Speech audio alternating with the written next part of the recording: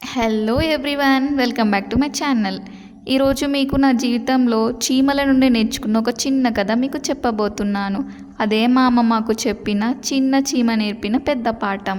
ఇది చిన్న వయసులో నేర్చుకోవాల్సిన గొప్ప పాఠాన్ని అందిస్తుంది. అసలు చీమలు ఎందుకు ఎప్పుడు పనిలోనే మునిగిపోయి ఉంటాయో మీకు తెలుసా? ఎందుకంటే అవి సమస్యలు రాకముందే సిద్ధంగా ఉంటాయి. ఆటంకాల మధ్యలో కూడా వాటి దారిని మర్చిపోకుండా అల్పెరగకుండా పనిచేస్తూ ఉంటాయి. ఒకరోజు నేను ఇలా అనుకున్నానమాట.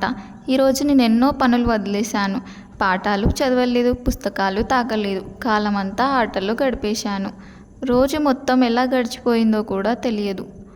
అప్పుడే మా అమ్మని ఇలా అడిగాను, అమ్మ, చీమలు మాత్రం ఎందుకు ఎప్పుడు పనిలోనే మునిగిపోయి ఉంటాయి, అలసట లేకుండా కష్టపడుతూనే ఉంటాయి?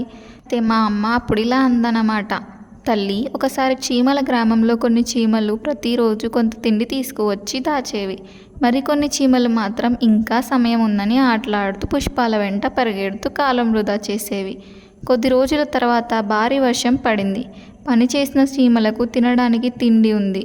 ఆడిన చీమలు మాత్రం ఆకలితో వణికిపోయాయి. నిజమైన తెలివి అంటే సమస్య రాకముందే సిద్ధం కావడం. ఆ చిన్న కథ విన్న తర్వాత నేను ఒకటి నేర్చుకున్నాను. ఆనందం వెంటపడి ఈరోజు వృధా చేస్తే రేపు కష్టాల్లో పడక తప్పదు.